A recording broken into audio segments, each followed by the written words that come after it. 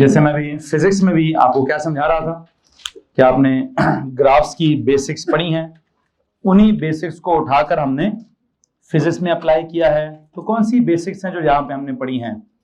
आपको मालूम है कोऑर्डिनेट ज्योमेट्री में मैं दोबारा रिव्यू किए देता हूं कि आपने सबसे पहले वो कार्टेशियन प्लेन पढ़ा है, जिस प्लेन के ऊपर दो एक्सिस होते हैं, दो परपेंडिकुलर एक्सिस होते हैं, दो डायमेंशंस होती हैं।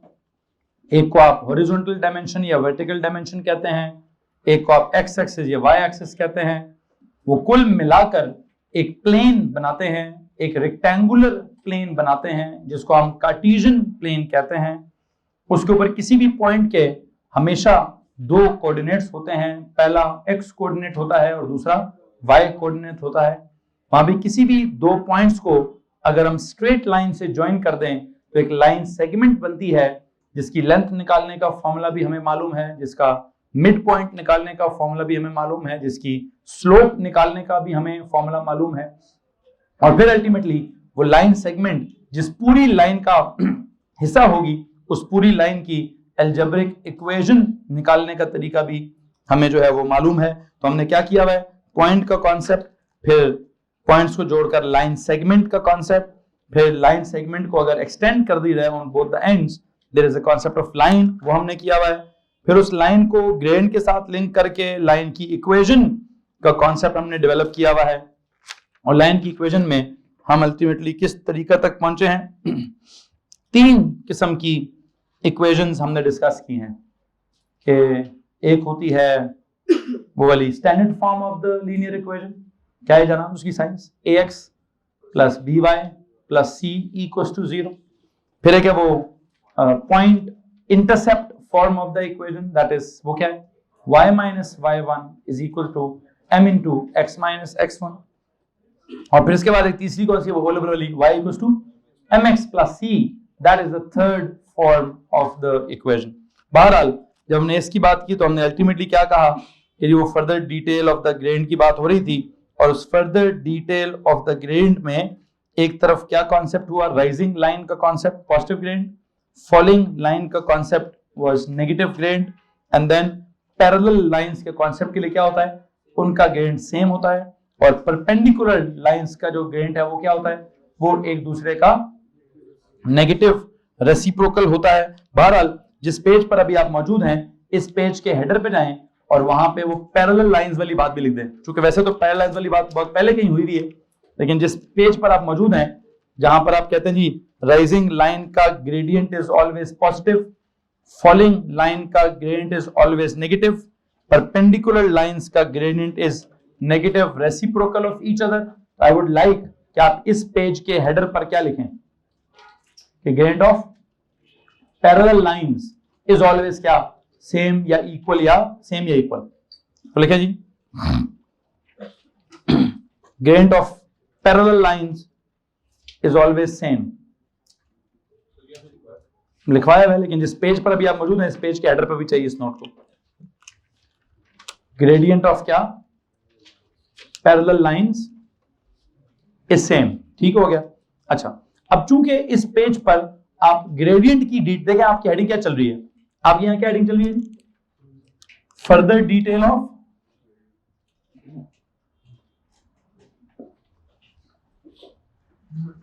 ग्रेडियंट चल रही है ना।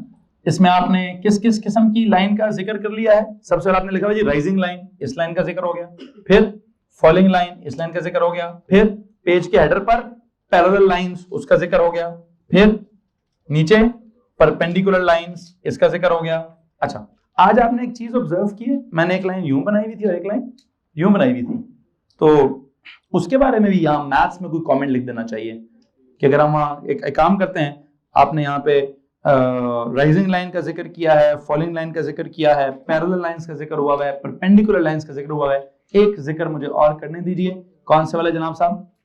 लेकिन मुसीबत है क्या है, कर्व को यहां नहीं डिस्कस कर सकता, क्यों, ये तो टॉपिक ही किसके लिए है, स्ट्रेट लाइन के लिए है, किसके लिए, हाँ अगर यहाँ कर्व ले आया तो मेरा अगला चैप्टर स्टार्ट हो जाएगा, वो पैराबोला वाला चैप्टर स्टार्ट हो जाएगा, क्वाड्रेटिक इक्वेशन वाला चैप्टर स्टार्ट हो जाएगा। मैं तो अभी वो नहीं कर रहा हूँ, ठीक है, तो आप उसको किधर रहने दें, उस बात को आप फिजिक्स में ही रहने दें कि जी हमने पहले ही इंक्रीजिंग ग्रेडियंट और डिक्रीजिंग ग्रेडियंट को डिस्कस कर लिया है, या फिर आप अगले पेज के हेडर पे आप अगर करना चाहते हैं तो कर लीजिए, अदरवाइज कर लें। दो छोटी छोटी बातें, फर्दर डिटेल ही तो लिखनी है, क्या लिखना है आपने वो जिक्र हुआ, उसका हुआ, इसका हुआ, इसके बाद क्या करें जी,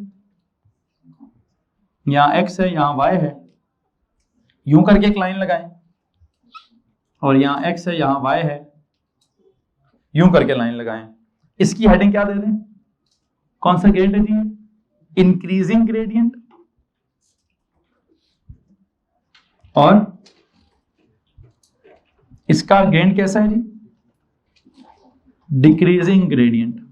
ये मैं लिखवाना तो नहीं चाहता था, लेकिन मैं यहाँ क्यों लिखवा रहा हूं, इमरान जरा ऊपर सर बाबर ने प्रिंट किया होगा कुछ, बोला था जल्दी से।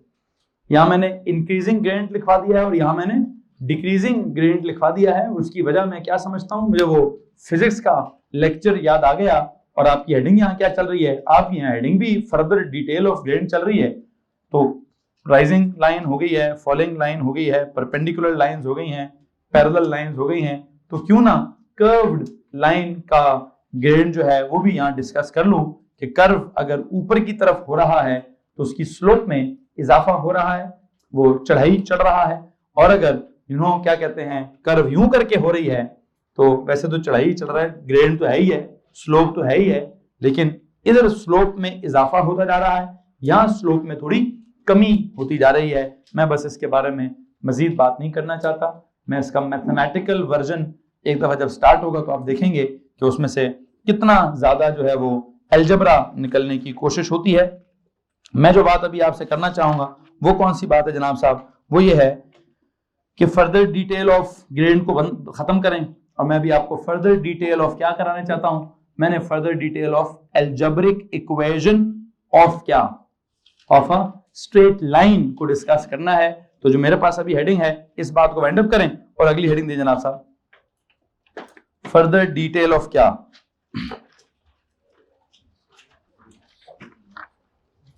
आज के जो लेक्चर में मेरे पास हेडिंग है वो है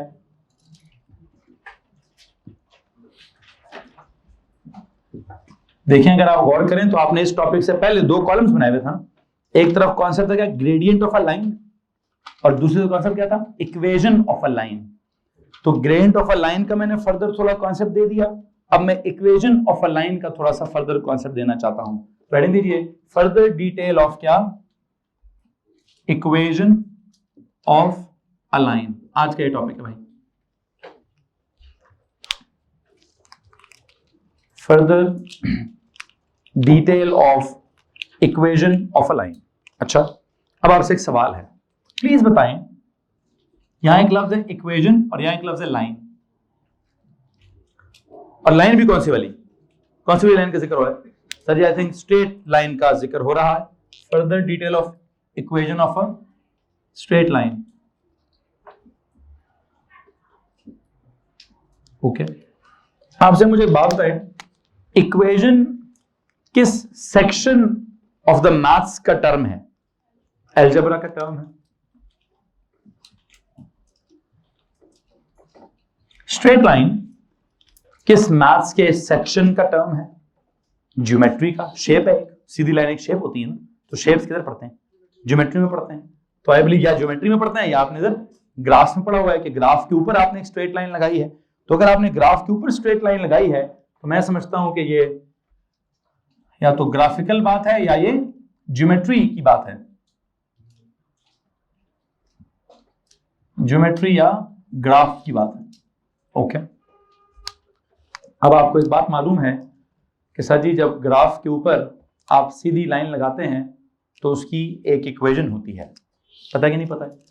क्या होता है जी? सर जी एक सीधी लाइन की इक्वेशन होती है। तो अगर मैं कहूं कि अलजेब्रा और ग्राफ एक ही बात के दो डिफरेंट वर्जन्स हैं, तो किसी को मसला इस बात से? बात एक ही है। जैसे मिसाल के तौर पर आप सीधी लाइन लगा दें और यहां आप लिखते हैं y = mx + c। एक ही बात को रिप्रेजेंट करने के दो डिफरेंट जुबानें हैं, एक ही बात को रिप्रेजेंट करने के दो मुख्तलिफ तरीके हैं, एक ही बात को रिप्रेजेंट करने के लिए दो मुख्तलिफ सेक्शंस हैं। एक का नाम उन्होंने अलजेब्रा रखा हुआ है और एक का नाम उन्होंने ग्राफ्स रखा हुआ है। मुझे लगता है मैं इस नतीजे पर हूं कि अलजेब्रा और जो ग्राफ्स हैं ये दोनों के दोनों डिफरेंट वर्जन्स हैं ऑफ द सेम आइडिया है जी। क्या सिचुएशन है जनाब साहब, एक काम करें, इससे पहले कि मैं इसकी अगली बात लिखवाऊं, I would like to write कि algebra and graphs are two different versions of क्या, ऑफ द सेम आइडिया। तो यहां पर एक नोट लिखेंगे, algebra and graphs are two different versions. पहला नोट अब यहां से स्टार्ट करेंगे, algebra and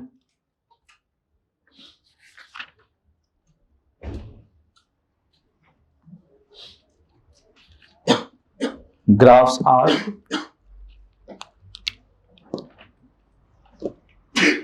algebra and graphs are different versions of क्या, of the same idea। Okay, algebra deal करता है इक्वेशंस के साथ और ग्राफ्स डील करते हैं किनके साथ, लाइंस के साथ। ठीक है जी। अब लाइन अगर सीधी हो तो उसकी अलजेब्रा क्या होती है, हमने पढ़ा हुआ है कि जनाब साहब मैं इसको दोबारा बोलने लगा हूं, अलजेब्रा डील्स विद इक्वेशंस। ठीक है जी, it deals with equations and graphs ये क्या डील करता है, deals with lines. Algebra deals with equations, graphs deals with lines. अब दो बातें हैं, if the line is straight then the equation is linear, if the equation is linear then the graph is straight line। इसमें किसको मसला है जी, तो मैं यहां से आगे दो बातें लिखवा देता हूं, if the line is straight then the equation is linear, पहली बात। या फिर दूसरी बात क्या है, अगर सवाल में इक्वेशन पता चल जाए, if the equation is what, is linear, then we can say, then what, then the line must be क्या, then the line must be straight। अच्छा जी, अब आपको बात को सीधे तरीके से देखें या उसका कन्वर्स देखें, आई बिलीव आपको बात समझ आ रही होगी कि अलजेब्रा और ग्राफ्स के बारे में हम बात कर रहे थे कि अलजेब्रा डील करता है इक्वेशनों के साथ, ग्राफ डील करता है लाइनों के साथ। ये दोनों वर्जन्स जो हैं, दो डिफरेंट वर्जन्स हैं लेकिन सेम आइडिया के हैं, जिसको हमने आइडिया क्या दिया है कि अगर लाइन सीधी है तो इक्वेशन उसकी लीनियर है, और अगर इक्वेशन लीनियर है तो लाइन उसकी। इसमें किसको मसला है जी, ठीक। अब ये जो भी algebraic equation of a straight line है जिसको आप लीनियर कहते हैं, उसकी तीन शक्लें हैं। उन तीन शक्लों को जरा मैं दोबारा आपके सामने बयान करता चलूं। आपने यहां क्या कहा जी, लाइन इज स्ट्रेट तो इक्वेशन इज लीनियर। फिर आपने कहा if the equation is linear then the line is straight. ठीक है, ये दो बातें कर देने के बाद मैं यहां से आगे आपको ये बताना चाहता हूं कि अगर लाइन स्ट्रेट है तो जो उसकी अलजेब्रिक इक्वेशन है उसके तीन फॉर्मेट्स आपने पढ़े थे 10-15 मिनट। उसके तीन फॉर्मेट्स क्या क्या पढ़े थे, एक आपने पढ़ा standard form of the algebraic equation of a straight line, फिर हमने पढ़ा है क्या, स्लोप इंटरसेप्ट वाली फॉर्म या point slope form of the equation पढ़ी है। फिर काम करते हैं जनाब साहब, इसके नीचे आगे लिखेंगे 3 डिफरेंट फॉर्म्स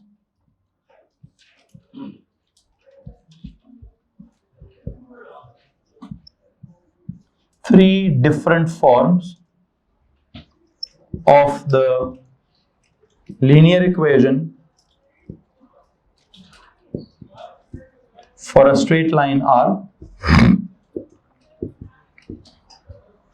एक ही बात मैं घुमा घुमा के बोल रहा हूं, 3 different forms of the linear equation for the straight line are, number 1, क्या बोले जनाब साहब उसको, स्टैंडर्ड फॉर्म,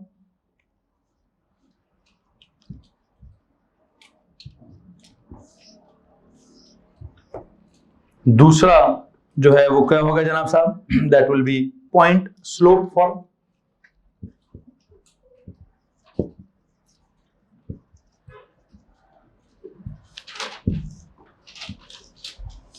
और तीसरी कौन सी होती थी, स्लोप इंटरसेप्ट फॉर्म।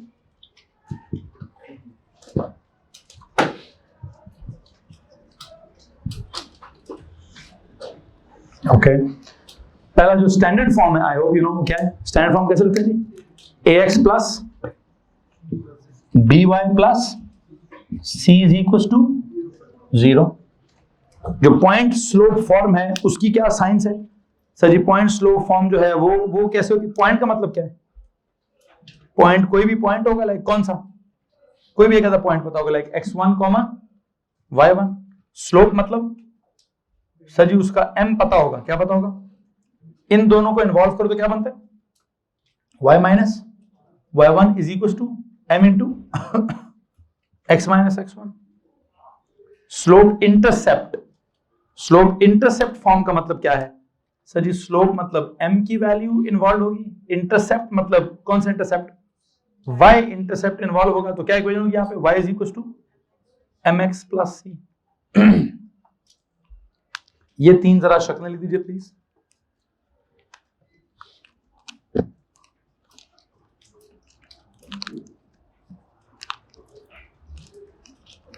अब यहां सिचुएशन ये है, यहां पे ये जो स्टैंडर्ड फॉर्म है जिसमें आप एक ही तरफ पे x लिखते हैं, फिर y वाली टर्म लिखते हैं, फिर कांस्टेंट टर्म लिखते हैं, फिर इक्वल टू 0 लिखते हैं, आपकी इत्तला के लिए अर्ज है कि इस फॉर्म से ना मुझे नहीं लगता कि आपको कोई भी ग्राफिकल कैरेक्टर का पता चल सकता है। ये जो स्टैंडर्ड फॉर्म है ax plus by plus c equal to 0, इससे देकर ना तो आप क्या बोलते हैं ग्राफ का x इंटरसेप्ट निकाल सकते हैं, ना आप ग्राफ का y इंटरसेप्ट निकाल सकते हैं, ना आप ग्राफ का ग्रेडियंट निकाल सकते हैं। हाँ, सिर्फ आप इतना पता कर सकते हैं कि ग्राफ पे जो लाइन लगेगी वो कैसी होगी, वो सीधी होगी। इसके अलावा आप कोई भी कैरेक्टर नहीं बता सकते। तो काम कीजिए, ax plus by plus c equal to 0 के नीचे लिखिए, no graphical character can be deduced, no graphical character of the straight line can be deduced from this form. No graphical character of the straight line can be deduced from this form.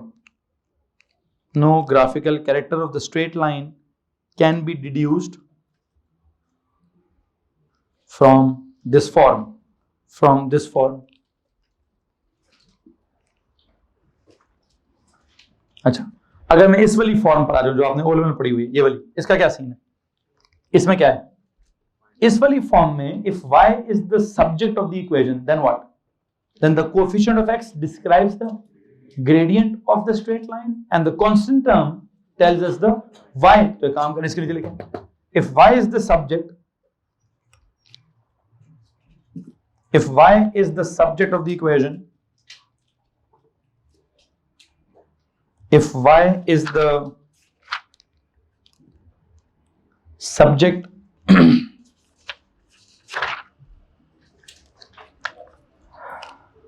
if y is the subject of the क्या जनाब equation, then the coefficient of x, क्या बताता है? is the gradient of the straight line. Then the coefficient of x is the gradient of the straight line. Then the coefficient of x is the क्या जनाब? Gradient of the straight line. And the constant term is the y-intercept. And the constant term is the y-intercept. क्या होता है y-intercept? The point where the line touches the y-axis. तो y-intercept को underline करो और bracket में लिखें, क्या लिखें नहीं? The point where the line intersects the y-axis. Y-intercept का लफ्ज अंडरलाइन करो, वहां क्या लिखें? The point where the line intersects the y-axis. अच्छा जी, तो ये जो दरम्यान वाली फॉर्म है, पॉइंट स्लोप वाली फॉर्म, इसका क्या सिचुएशन है? ये तो हम इससे कुछ पता नहीं चलता। ये तो हमें, अगर सवाल वाले ने क्या किया हो, सवाल वाले ने अगर हमें पॉइंट दिया हो और ग्रेड दिया हो, तो हम इसको यूज करके क्या करते हैं? इसको यूज करके इक्वेशन ऑफ द लाइन निकालते हैं। ठीक है, यहां से ये सवाल ने नहीं इस तरह से लिखा होता। हमें अगर एक पॉइंट गिवन हो और ग्रेड गिवन हो, तो इसको यूज करके हम इस फॉर्मेट को यूज करके इक्वेशन ऑफ द लाइन निकालते हैं। तो यहां मैं क्या लिखवाना चाहूंगा, यहां मैं लिखवाऊंगा if a point and the gradient, if a point and the gradient of the line is given,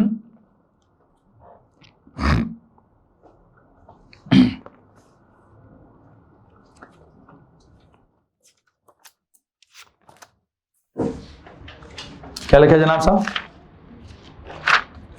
If a point and the gradient of the line is given, then we use this format, then we use this form to find the equation of the line. Then we use this form to find the equation of a line. असल में ना आप देखेंगे कि मेरे जो notes का pattern चल रहा है वो क्या कहता है, मैंने आपको फर्दर डिटेल में लेकर गया हूं। ये फर्दर डिटेल में मैं जा क्यों ना हूं, मैंने आपको ये बताना है कि पेपर में सवाल किस तरह का आएगा। पेपर में ना बुनियादी तौर पर दो सवाल होते हैं, या तो हमें लाइन बता देगा, मतलब ग्राफ का कैरेक्टर बता देगा तो अलजेब्रा पूछेगा, या अलजेब्रा बता देगा तो ग्राफ पूछेगा। टू गेटिंग मैं क्या कह रहा हूं कि अगर उसने मतलब ग्राफ बता दिया, ग्राफ में क्या दिखा सकता है वो, स्लोप मतलब लाइन दिखा देगा, लाइन के ऊपर को पॉइंट दिखा देगा, या लाइन का वाई इंटरसेप्ट दिखा देगा, या लाइन का गेन बता देगा, या लाइन पे 2 पॉइंट्स बता देगा। अब या तो ग्राफ मतलब लाइन के ग्राफिकल कैरेक्टर्स बता दे और हमसे क्या कहे यार तुम इसके अलजेब्रिक इक्वेशन निकाल दो, या फिर क्या करें अलजेब्रिक इक्वेशन दे दे और वो हमसे क्या पूछ ले, या तुम इसके ग्राफिकल कैरेक्टर्स बता दो कि इसका एक्स इंटरसेप्ट क्या है, इसका वाई इंटरसेप्ट क्या है, इसका गेन क्या है। ठीक है, तो मैं समझता हूं कि हमारे पास 2 किस्म के सवाल होंगे। एक वो सवाल जिसमें अलजेब्रा या अलजेब्रिक इक्वेशन गिवन होगी, ग्राफिकल कैरेक्टर्स पूछे जाएंगे। दूसरा सवाल जिसमें ग्राफ या ग्राफिकल कैरेक्टर्स गिवन होंगे और अलजेब्रिक इक्वेशन पूछी जाएगी। बजाय इसके कि मैं इस तरह रैंडमली फराता रहूं कि ये इधर होता है तो वो उधर होता है, मुझे लिखना चाहिए कि there can be 2 different types of questions in the exam. एक काम करें, कॉलम बराबर करो, अगला सवाल लिखें। आप एक सिचुएशन लिखें, there can be 2 different types of the questions in the exam. There can be 2 different types of questions in the exam.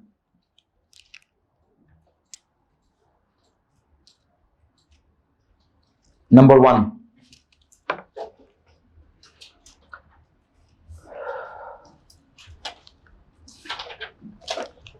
Type number 1 पे जाते हैं जी। क्या गिवन होगा? Algebraic equation will be given and you have to find the graphical characters. हमने क्या लिखा? There will be 2 different types of the questions in the exam. Type number 1 क्या है जी? इसमें मैं कॉलम नहीं बनाऊंगा, पहले मैं टाइप नंबर 1 के सारे सवाल करा दूं, फिर मैं टाइप नंबर 2 पे जाऊंगा जी। क्या लिखा मैंने टाइप नंबर 1 में? क्या गिवन होगा? Algebraic equation will be given. Find क्या करना है? Graphical characters. तो क्या लिखा जी? If algebraic equation is given, then find the graphical characters. ठीक है जी, then find the graphical characters. Okay, ये मेरी असल बात थी जिसको मैं घुमा फिरा के यहां तक ले आया हूं आपको, कि फर्दर डिटेल में मैं आपको क्या बताना चाहता था कि भाई, या तो मैंने आज का लेक्चर वैसे स्टार्ट भी कहां से किया कि अलजेब्रा एंड ग्राफ्स आर क्या? 2 डिफरेंट वर्जन्स ऑफ क्या? Of the same idea. एक ही बात है, बस उस बात का हेर फेर मुख्तलिफ है, उसका अंदाज टू एक्सप्लेन या एक्सप्रेस मुख्तलिफ है। तो सवाल भी क्या होगा? अलजेब्रा बता के कहेगा जी ग्राफ निकालो, तो ग्राफ बता के क्या कहेगा? अलजेब्रा निकालो। तो मैं उस तरफ सीधा सीधा आना चाहता था, उसके लिए मैंने आपको पता नहीं कोई 3 सीन कुछ लिखवा दिया है। बहरहाल if the algebraic equation is given, then you have to find क्या? You have to find the graphical characters. Okay. Algebraic equation में किस किस्म की इक्वेशन गिवन हो? हाँ जी, लीनियर इक्वेशन गिवन हो। लीनियर इक्वेशन में अगर उसने सवाल वाले ने इक्वेशन देनी है तो सवाल वाला कैसी इक्वेशन देगा? नहीं, वो y = mx + c क्यों देगा? सवाल वाले ने अगर इक्वेशन लिखनी है तो स्टैंडर्ड फॉर्म में लिख के देगा ना। क्या करेगा वो? तो कहेगा स्टैंडर्ड ऐसा होता है, समथिंग लाइक क्या? ax + by + c = 0। हेलो जी, सवाल वाले ने अलजेब्रा की इक्वेशन अगर देनी है, उसने देनी है तो ऐसे लिख के देगा, दे दी। आपसे क्या पूछेगा, आपसे पूछेगा भाईजान क्या बताएं, इसके ग्राफिकल कैरेक्टर्स बताएं। ग्राफिकल कैरेक्टर्स का मतलब क्या है? सबसे पहला कैरेक्टर क्या होगा? सर जी वो लाइन सीधी है कि कर्व्ड है जी? लाइन सीधी है कि कर्व्ड है? तो मैं सबसे पहले कहूंगा यार लीनियर इक्वेशन है तो लाइन कैसी होगी? स्ट्रेट लाइन होगी, पहली बात होगी। फिर दूसरी बात, अब स्ट्रेट लाइन का क्या बताना है? उसका मुझे ग्रेड बताना है। तो ग्रेड कैसे बताऊंगा? ग्रेड बताने के लिए स्ट्रेट लाइन के और क्या कैरेक्टर्स होते हैं? स्ट्रेट लाइन में सबसे पहला कैरेक्टर होता है उसका ग्रेड क्या है, फिर एक कैरेक्टर होता है उसका एक्स इंटरसेप्ट क्या है, फिर एक कैरेक्टर होता है उसका वाई इंटरसेप्ट क्या है। आई थिंक स्ट्रेट लाइन के बहुत सारे कैरेक्टर्स होते हैं। कौन कौन से जी? एक उसका कैरेक्टर है ग्रेडियंट, एक उसका कैरेक्टर है वाई इंटरसेप्ट, और एक उसका कैरेक्टर होगा क्या? X intercept. ठीक है जी, क्या करें जनाब साहब? और जो असल कैरेक्टर है वो क्या ड्रॉ कर दीजिएगा। क्या कर दीजिएगा जी? अगर क्या गिवन है, अलजेब्रिक इक्वेशन गिवन है, तो उसको इस्तेमाल करके हम क्या क्या निकालेंगे? हम ग्राफ का ग्राफिकल कैरेक्टर्स में से गेन भी बताएंगे। वैसे गेन कैसे बताएंगे? इस इक्वेशन में y को सब्जेक्ट बनाएंगे, तो जो x का कोफिशिएंट होगा वो कौन होगा? वो गेन होगा। और तभी मीनवाइल जो कांस्टेंट टर्म होगी वो क्या होगी? वो y इंटरसेप्ट होगी। अच्छा वैसे सवाल है x इंटरसेप्ट कैसे निकालेंगे? और सिंपल सी बात है सर, उसमें किसी शक्ल पे ना जाएं, किस पे जाएं आप? x इंटरसेप्ट का मतलब है द पॉइंट वेयर द क्या बोलते हैं, where the what, where the line touches the x axis. तो on the x axis what is 0? तो आप इक्वेशन में क्या पुट कर लें? y 0 पुट कर लें तो सीधी सीधी आपके पास x की वैल्यू आ जाएगी। तो कहने का मतलब यह है कि आप इसकी शक्ल में से, इस शक्ल में से जो पहला कॉन्सेप्ट है आपका ग्रेडियंट वाला, वो कैसे निकालेंगे? हाँ जी, आप इसमें से मेक y व्हाट, आप यहां से यहां कैसे जाएंगे? Make y the subject. जब आप मेक y द सब्जेक्ट कर लेंगे तो क्या होगा? The coefficient of x is क्या? तो जो मैं वहां लिखवा रहा था ना वही बात है, मैंने यहां लिखवानी थी। Make y the subject, then what? The coefficient of x is the what? Is the gradient. किसको मसला इस बात से? एनीवन? नो? ओके। अगली बात, मुझे y इंटरसेप्ट कैसे निकालना है? इसी में से दो काम कर सकता हूं मैं। क्या दो काम? तो पहले जो आपने मेक y द सब्जेक्ट किया था, तब क्या? तब द कांस्टेंट टर्म इज क्या? तो एक तो ऑप्शन मेरे पास ये है कि make what? Make y the subject, तो क्या होगा? The constant term is y intercept. क्या इसमें किसी को परेशानी है जी? और अगर मैं कहूं कि y इंटरसेप्ट का मतलब क्या है, जहां पे ग्राफ ने y एक्सिस को टच करना है वहां पे x की वैल्यू क्या है? वहां x की वैल्यू 0 है। तो अगर मैं उस इक्वेशन में, इस इक्वेशन में x की जगह 0 पुट कर लूं तो y क्या आ जाएगा? y जो होगा वो y इंटरसेप्ट होगा। तो दूसरा ऑप्शन क्या है? एक ऑप्शन तो मेरे पास ये वाली है, एक और ऑप्शन क्या है? Put what? Put x is equal to 0 in क्या? Into the equation. Put x is equal to 0 into the equation, then the value of y is क्या? Is y intercept. किसको मसला इस बात से? Anyone? क्या? तो आई होप आपको मालूम है y इंटरसेप्ट का मीनिंग क्या है, मुझे उसको एक्सप्लेन करने की जरूरत नहीं है। मैंने भी थोड़ी देर पहले भी बोल दिया था कि y इंटरसेप्ट का मतलब क्या है? द पॉइंट वेयर द क्या? वेयर द लाइन intersects क्या? intersects the y axis, मतलब cuts the y axis, मतलब touches the y axis। तो और हमें पहले कहीं पढ़ा हुआ है what is the value of x on the y axis। हमने उसकी इक्वेशन में पढ़ी हुई है कि y axis की इक्वेशन ही क्या है? x is equal to 0। तो y axis पर x की वैल्यू क्या होती है? 0 होती है। क्या करें? put x is equal to 0 into the equation, then the value of y will be the corresponding value of y will be, put x equal to 0 into the equation, then the corresponding value of y is y intercept. किसी को मसला तो हाथ खड़ा करेंगे. Okay. Similarly अब अगर मैं किधर जाऊं, मैंने अगर इसी में से क्या करना है, इसी में से x इंटरसेप्ट निकालने की कोशिश करनी है, वो कैसे निकालूं? वो तो किसी शक्ल से नहीं आएगा. हाँ, उसके लिए वही करना पड़ेगा जो मैंने y का नीचे वाला स्टेप है. कौन सा जी? सर जी वो x इंटरसेप्ट ऐसे होता है क्या? x intercept the point where the line touches the x axis. तो वैसे बात है, what is it? It is the point where the line intersects या touches what? The x-axis. So please tell me, on the x-axis, you know what is 0? On the x-axis, y is 0. तो यहां मैं क्या लिखवाना चाहूंगा? एक बात है, since y is 0, since क्या जनाब साहब? y is equal to 0 on the x-axis. So क्या?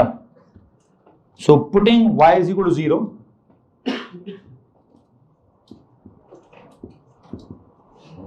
since y is equal to 0 on the x-axis, so putting y is equal to 0 into the equation will give क्या? Will give the x called x क्या? x intercept. तो आप क्या करें जनाब साहब? आप उस इक्वेशन में y की जगह 0 पुट कर दें, सॉल्व करें, तो जो x का जवाब आएगा, उस x के जवाब को हम क्या कहेंगे? हम उस x के जवाब को क्या बोलते हैं जनाब साहब? x इंटरसेप्ट कहेंगे. यहां तक अगर किसी को परेशानी है तो प्लीज प्लीज प्लीज हाथ खड़ा कर दीजिए. एनीवन? होगी बात? अच्छा, अब क्या करें? अब यहां से आगे मैं जरा कुछ सवालात की बात करता हूं, बल्कि एक और चीज भी हो सकती है. It's not just the y intercept या x इंटरसेप्ट या ग्रेडियंट. टाइम खत्म हो गया है. चलो जी, आई थिंक यहाँ पे लेक्चर भी खत्म होता है. यहाँ से आगे अच्छा एक बात सुन लीजिए, आपके पास मैथ्स की एक पिछली वर्कशीट पड़ी हुई है.